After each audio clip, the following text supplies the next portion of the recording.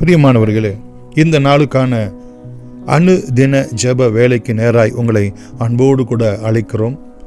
சங்கீதங்கள் புத்தகம் 14ஆம் அதிகாரம் 4 முதல் 7 வரைக்குள்ள வசனங்களிலே பார்க்கிறோம்.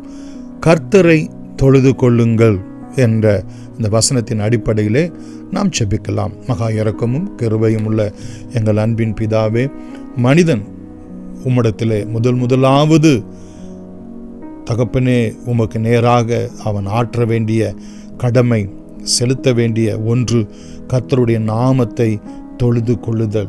ஜனங்கள் கர்த்தருடைய நாமத்தை தொழுது கொள்ளுதலாயிருக்கிறது, பணிந்து கொள்ளுகிறதாயிருக்கிறது, கர்த்தருடைய நாமத்துக்கே உரிய கனத்தை மகிமையை செலுத்துகிறதாயிருக்கிறது.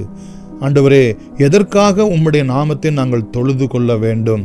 உம்முடைய நாமத்தினாலே நீர் எங்களுக்கு உம்மை வெளிப்படுத்துகிறீர். இருக்கிறவராகவே இருக்கிறவர், சர்வ வல்லமை உள்ள தேவன், உம்மாலே கூடாத காரியம் ஒன்றுமில்லை. நீர் எங்களுக்காக யாவற்றையும் பார்த்து கொள்ளுகிற தேவன், எங்களை மேய்க்கிற தேவன், எங்களுக்கு சமாதானம் அருளுகிற தேவன், எங்களுக்கு ஜெயத்தை அருளுகிற தேவன், எங்களுக்கு யாவேயாக, யெகோவாவாக, எங்களுக்கு கிறிஸ்து இயேசுவாக, எங்களுக்காக அபிஷேகம் பண்ணப்பட்டவராக, எங்களுக்கு கர்த்தராக ஆண்டவரே உம்மை நீர் எங்களுக்கு வெளிப்படுத்தி இருக்கிறபடினால் அந்த ஒவ்வொரு நாமத்துக்குள்ளும் எங்களுடைய ஆவிக்கடுத்து, எங்களுடைய ஆத்துமாவுக்கு அடுத்து, எங்களுடைய சரீரத்துக்கு அடுத்து, எங்கள் குடும்பத்துக்கு அடுத்து, எங்களுடைய பிள்ளைகளுக்கு அடுத்து, எங்களுடைய எதிர்காலத்துக்கு அடுத்து சகல ஆசீர்வாதங்களும் புண்ணியங்களும் உம்முடைய நாமத்துக்குள்ளே வைத்து அந்த நாமத்தின் மூலமாய் ஆண்டவரே நீர் உம்மை எங்களுக்கு வெளிப்படுத்துகிறபடினால் உம்முடைய நாமத்தை நாங்கள் தொழுது கொள்ள வேண்டியதாக இருக்கிறது.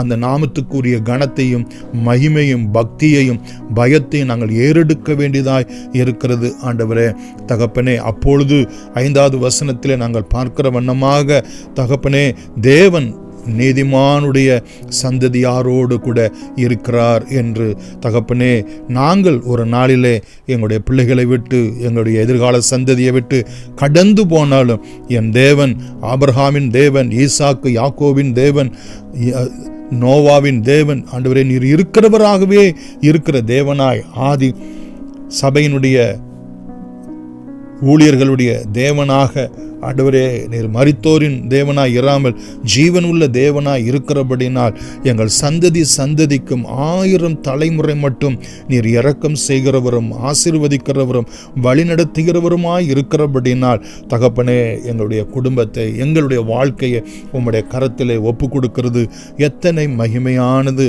ஆண்டவரே தகப்பனே, 6வது வசனத்திலே பார்க்கிறோம், நீர் எங்களுக்கு அடைக்கலமாய் இருக்கிறீர் என்கிற இந்த வார்த்தையின்படியே எந்த ஒன்றும் எங்களை சேதப்படுத்தாதபடி, சிங்கத்துக்கு ஆண்டவரே எங்களுக்கு விலைக்கு பாதுகாக்கிற தேவன், நெருப்புக்கு எங்களை பாதுகாக்கிற தேவன், தண்ணீருக்கு விலைக்கு பாதுகாக்கிற தேவன், சத்துருக்களுக்கு விலைக்கு பாதுகாக்கிற தேவன், தரித்திரத்திற்கு, கொடுமைக்கு, பஞ்சத்துக்கு, பசிக்கு, பட்டினிக்கு, வியாதி பலவீனங்களுக்கு விலைக்கு பாதுகாக்கிற தேவன், இப்படிப்பட்ட சிறுமைகளெல்லாம் எங்களை மேற்கொள்ள விடாதபடிக்கு ஆண்டவரே உம்முடைய காயம் பெற்ற கரத்தினால் எங்களை மூடிக்கொள்ளுகிற தயவுக்காய் உம்மை நன்றியோடு கூட நாங்கள் உம்மை ஸ்தோத்தரிக்கிறோம். 7வது வசனத்தில் சொல்லப்பட்ட பிரகாரம் தகப்பனே, உம்மால் ரட்சிக்கப்பட்ட ஜனத்துக்கு ஆண்டவரே, உம்மை துதிக்கின்ற ஸ்தோத்தரிக்கின்ற ஜனத்துக்கு தகப்பனே, உம்மால் மீட்கப்பட்ட ஜனத்துக்கு களிப்பும் மகிழ்ச்சியும் உண்டாகும் என்ற வார்த்தையின்படியே ஆண்டவரே தகப்பனே, உமக்குள் மகிழ்ந்து களி கூற இந்த நாளை நாங்கள் விசேஷித்த நாளாக ஆண்டவரே நாங்கள் அனுசரிக்க ஆண்டவர் எங்களுக்கு உதவி செய்யும்படியாய் நாங்கள் செபிக்கிறோம். துக்கமுகத்தோடு கூட அல்ல, அன்னால் துக்கமுகத்தோடு கூட உம்முடைய சமூகத்துக்கு வந்தால், உம்முடைய சமூகத்திலே செபித்தால், தன் இருதயத்தை ஊற்றினால், பொருத்தனையை ஏறெடுத்தால், பின் அந்நாள் முதற்கொண்டு அவள் துக்கமுகமாய் இருக்கவில்லை. அவருடைய துக்கத்தை நீர் சந்தோஷமாக மாற்றினது போல இந்த நாளிலும் உம்முடைய சமூகத்தில் வரக்கூடிய ஒவ்வொருவரையும் களிப்பினாலும் மகிழ்ச்சியினாலும் ஆண்டவரே ரட்சிப்பினாலும் அவர்களை நிறைத்து ஆசீர்வதித்து ஆசீர்வாதமாக்கும்படி இயேசுவின் நாமத்தில் நன்றியோடு வேண்டுகிறோம் எங்கள் ஜீவனுள்ள பிதாவே, ஆமென்.